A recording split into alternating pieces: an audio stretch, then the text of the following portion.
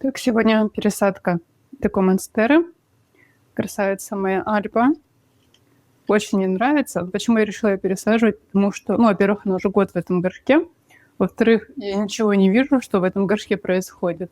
Ну, к тому же, почему-то она мне уже какой лист выдает не резной. У меня когда был этот лист, у меня еще была надежда, что следующий тоже будет резной, но, как видите, этот лист был не резной, и этот, соответственно, тоже, и он даже мельче, чем предыдущие.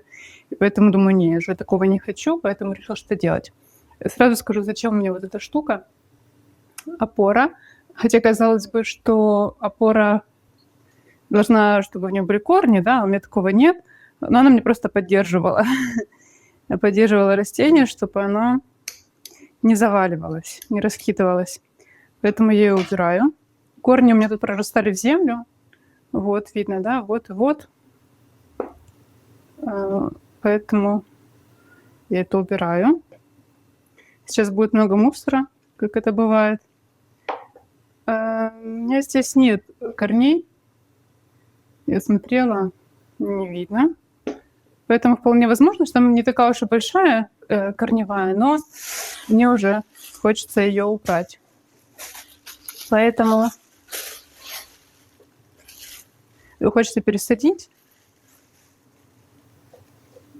Сейчас я так чуть массаж сделаю горшочку, чтобы там это шло все. И, честно говоря, я даже не помню, какой я тут грунт делала. Вполне возможно, что он не совсем рыхлый. Надеюсь, что рыхлый. Сейчас посмотрю, какой был. Но я не совсем в нем уверена. Так. Почему важен для монстера рыхлый грунт? Потому что он тогда может быстрее расти. И вообще я хочу пересадить ее на фитильный полив. Соответственно, в минеральный. Ну, какие корни. Да, не так уж здесь и много. Я просто переживала, что у меня, как обычно, вот эти мои стаканчики вот такого формата, и что это будет слишком маленький стаканчик. Но нет, вполне хороший, пойдет.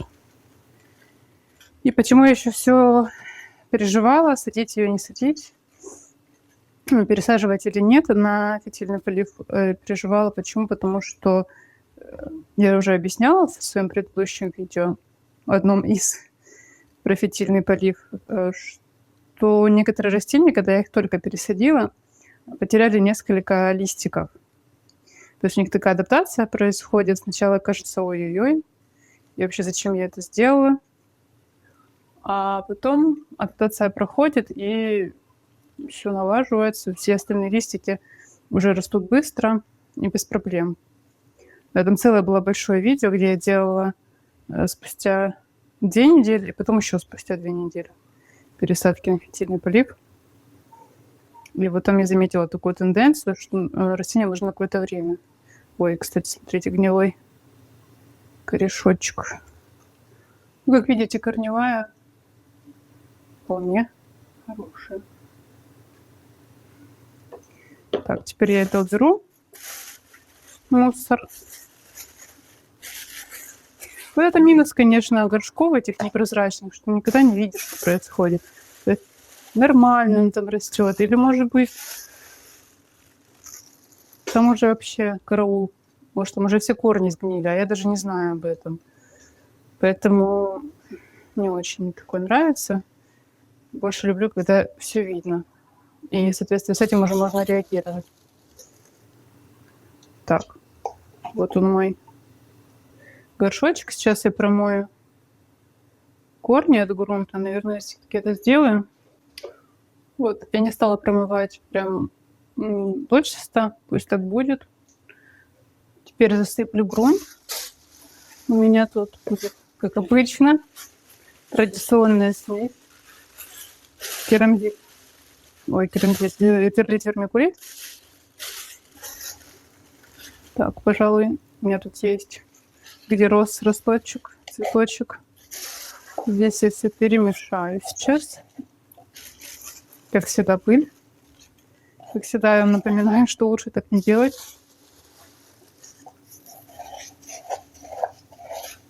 Так. Еще раз скажу, почему я использую перлит вермикулит, потому что перлит влагу не держит, вермикулит держит, и они вместе хорошо работают.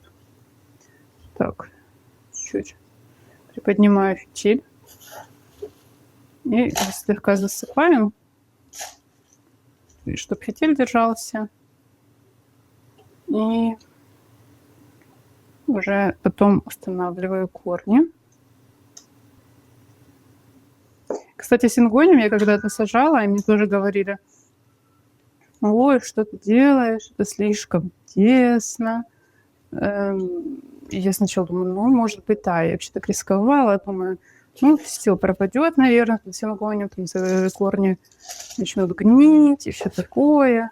И что, ничего подобного. Этот сингониум сейчас прекрасно растет, корни там расположились, как им нужно, поэтому не так уж и много места и нужно, как может показаться.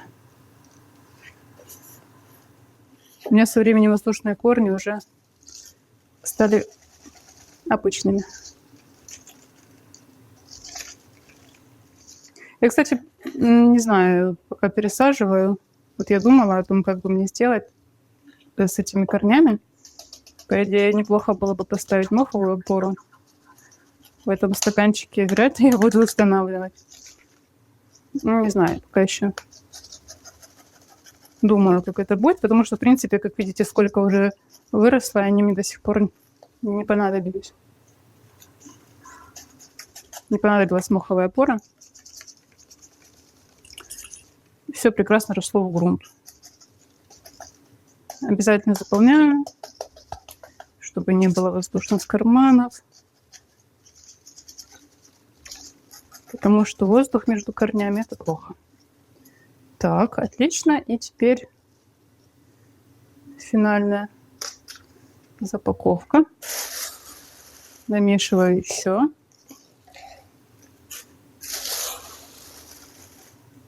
А скоро уже у меня закончится.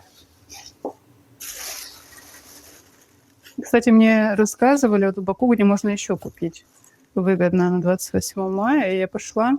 На самом деле, все никак не сделаю это видео. Уже раз даже забыла, что у меня там есть эти материалы. Там прям мешками продают. Выгодно можно взять. Ну, опять же, видите, там что? Перлит, вермикулит.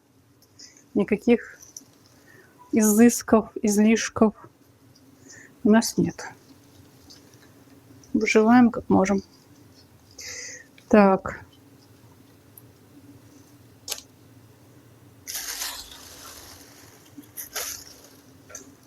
Подсыпаю. В принципе, очень хорошо они там утрослись, улеглись. Мне прям нравится. Думаю, хорошо видно, да? Вот здесь вот есть воздушные карманы, поэтому я их утрясу.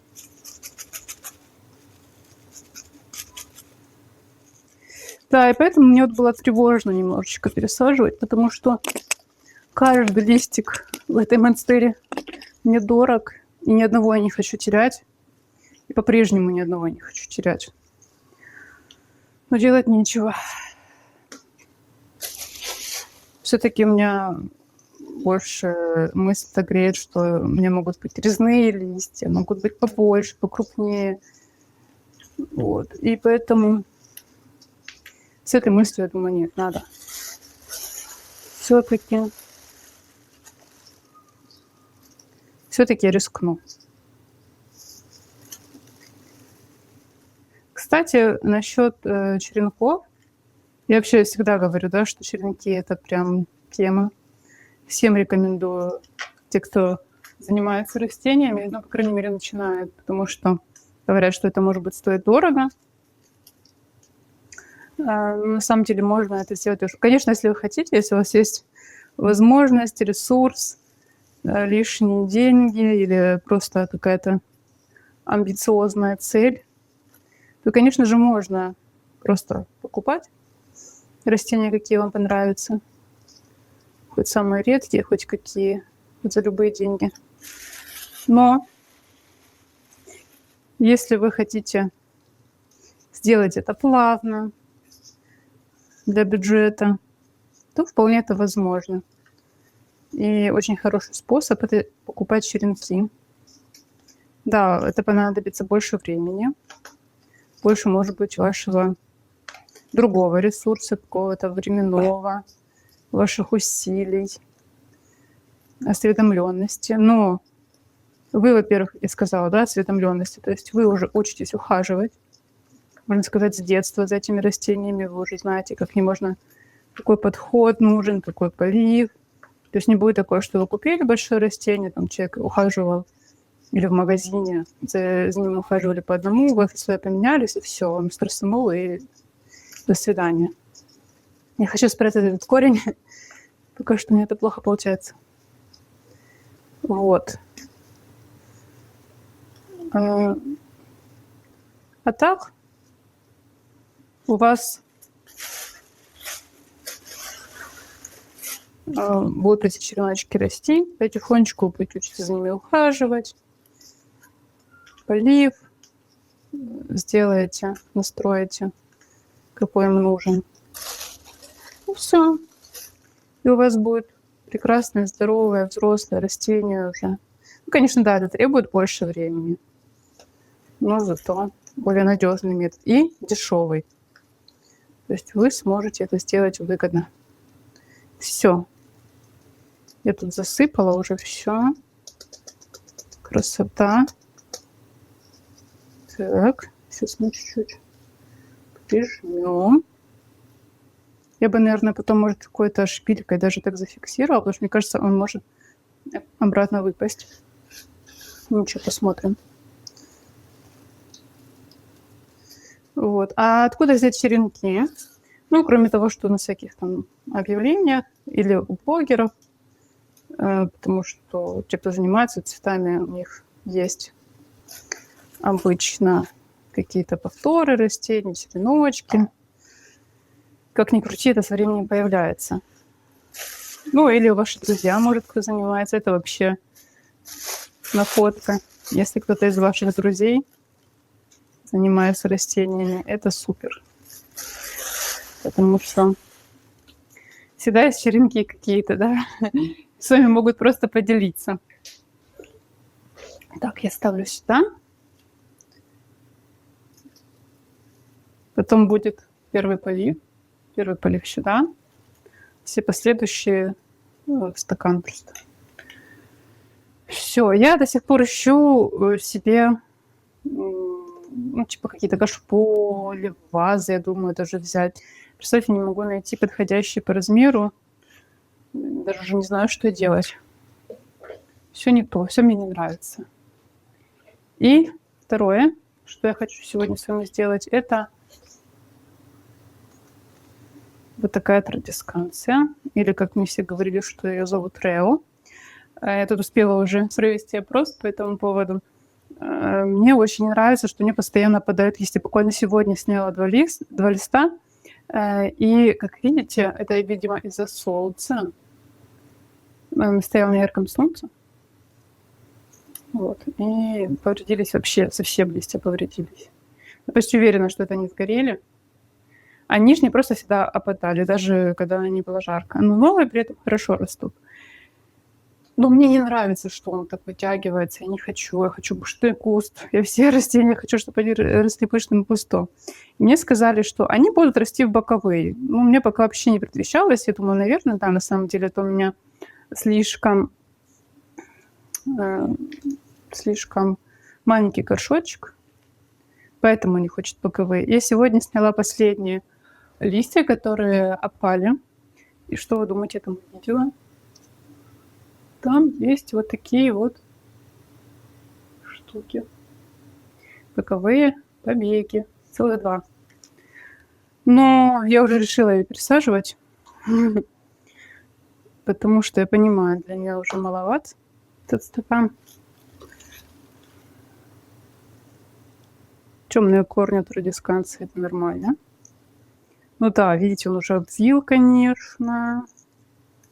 Обвил. Все, что только можно. Даже нельзя. И, честно говоря, знаете, я не хочу это распутывать. Там керамзит. И пусть будет вообще. Я ее хочу сажать не на фитиль, хотя традисканцы очень любят фитильный полив. Но сегодня я не намерена этого делать. Я сейчас кину под низ еще, наверное, несколько керамзитинок, керамзитушек. И чуть-чуть тогда смешаю грунт, делаю то, что кирмилу рыхлым, как это любят традисканцы.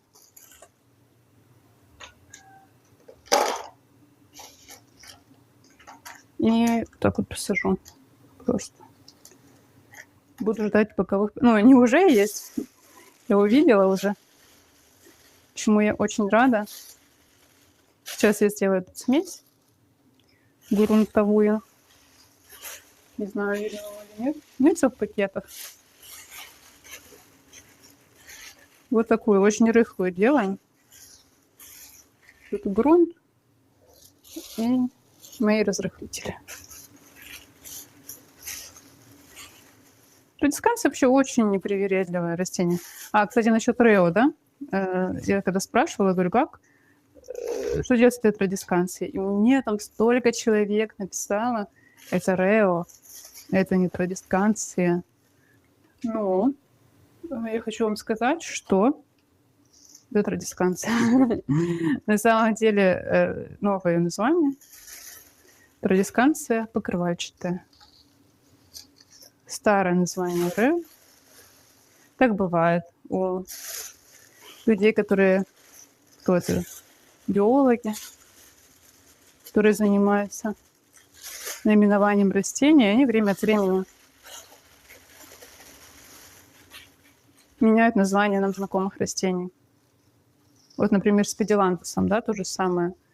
Все знаем, до сих пор говорим педилантус. На самом деле, какое у него название? Молочай. Потому что он выпускает, да, сок этот. Вот. И исправлять кого-то, говорить, нет, это не так, вы неправильно говорите. Ну, странно. Я даже не знаю, кто больше прав, кто новые названия использует или старые. Да, в принципе, какая разница, да? Мы же понимаем, о чем речь идет. Поэтому называют некоторые традисканцы Рео. Кто-то уже говорит по-новому традисканция покрывальчатого. Кто-то просто говорит Рео. И каждый по-своему прав.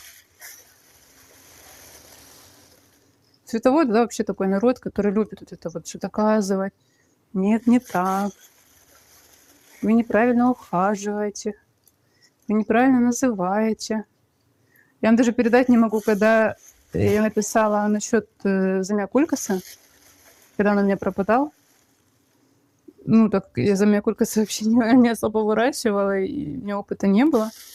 И первая веточка осталась по обмену. Кстати, вот еще один из способов, как бесплатно, практически бесплатно, там получается по обмену. У вас что-то есть, у человека какой-то череночек есть, вот вы обменялись, и все.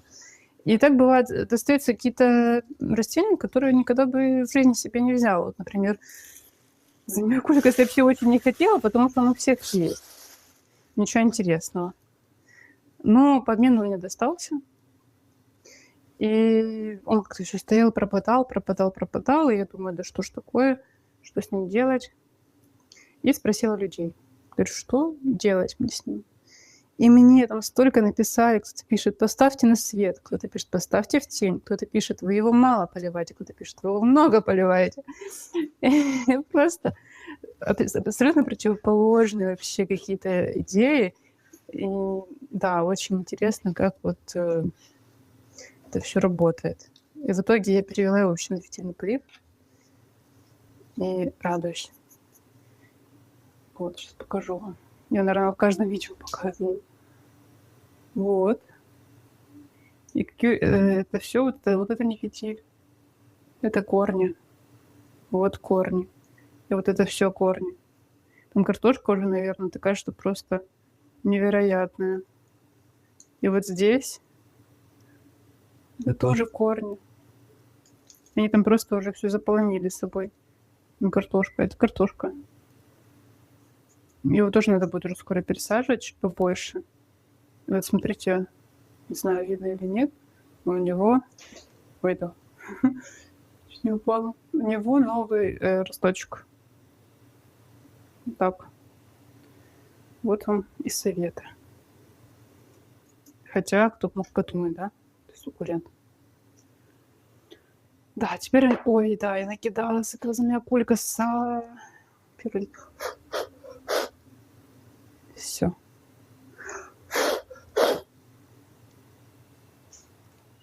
У меня тут был один камушек, я его стряхнула. Теперь 100 новых накидала. Беда.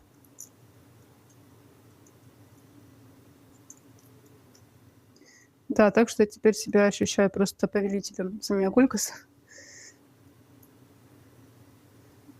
Мне они очень понравились. Ну, конечно, в таком виде, потому что у меня был такой задох. Я на него смотрела, думаю, ну как людям вообще не могут нравиться? Что в них хорошего? А теперь он такой, как восковой, как эти хвои, да? Тоже такие. Конечно, он красивый. Я вот еще жду, скоро будет обмен, у меня будет равен. Я теперь его тоже на фитиль посажу. И будет красота. Так, еще больше. Так, эти листья несчастные. Все. Так я и оставлю. Уберу только солнце. И уже пока вы есть, чему я рада. Отлично. Все. И последнее, что я сделаю сейчас. У меня уже, конечно, тут стол рабочий. У меня произошло ЧП. Вот такого рода. Вот. И так бывает, когда у вас горшочек прозрачный. Растение иногда не понимает, что ему нужно.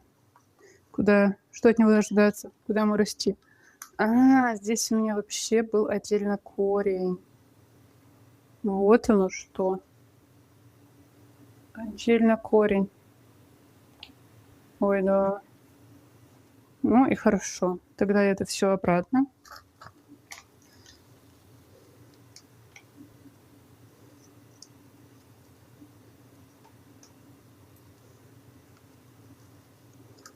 Это все мы засыпаем обратно.